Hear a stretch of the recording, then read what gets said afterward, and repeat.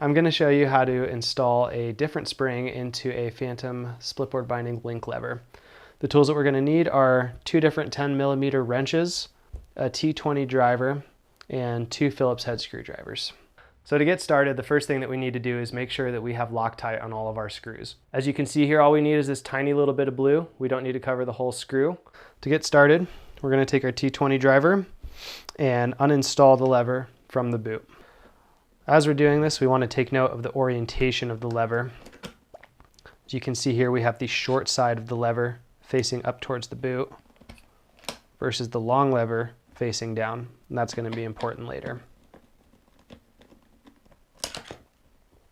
Now that the lever is removed, we want to make sure that the long side of the lever is exposed so that we can undo the axle here on the link lever.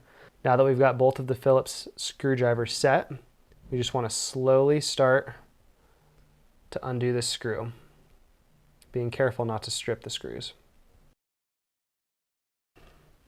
Now that we've got the screw removed from the axle shaft, I'm going to use my Phillips head screwdriver to gently push the shaft out and remove it from the link lever. Now that the axle's out, we're going to push this spring out and remove the base from the link lever. Once we've arrived here, we can unthread the shaft from the link lever.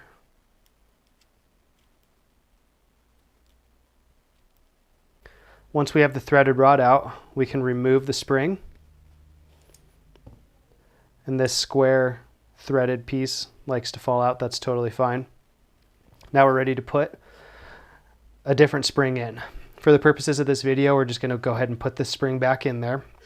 If the square threaded piece fell out, it's important to get it back in there. And then we're going to take the lever, and this takes just a little bit of finagling. Push the spring in and reorient it so that it's all flush and aligned. Now that we've got the right spring in here, we're going to take our threaded rod, insert it back in here, and very slowly begin to rethread it back through the body of the link lever. If you meet any resistance at all during this step, it's important that you back the threaded rod off and start over because you've probably cross-threaded the rod. Okay, I've now gotten the link lever tight. I'm going to back this off just a quarter turn so that now we've got the head of the threaded rod flush with how the base unit is going to go back into the unit.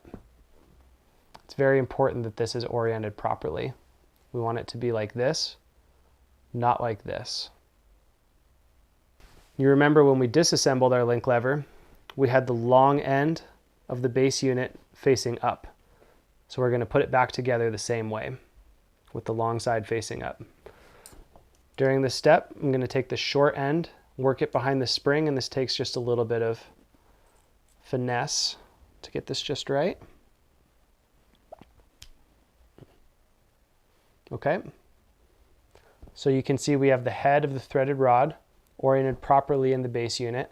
We have the long side facing up, and we're ready to reinsert the axle into the base unit.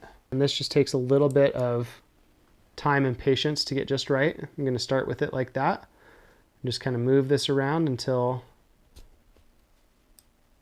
the axle finds the hole to get through. So now we have the axle inserted through the base unit and the body of the link lever. We're going to take our little tiny baby screw here, and it's important that we reapply some Loctite to this. When we do this, we want to use blue Loctite. I've already applied some. I'm going to get this screw started. Get one Phillips head and the other. All right, so we're going to get this nice and tight. Make sure that we don't strip the head of the screwdriver. And now that we've got this all assembled with the long side facing up, we're ready to reinstall it back into our boot. If you remember earlier, we had the short side facing up and the long side facing down, so I'm going to reattach it in the same fashion. I've already applied Loctite to my screws. Once these screws are tight, the lever should effortlessly flip down, attach, and flip back up for tour mode. Now that we've got the spring that we want installed on our boot, it's time to go snowboarding.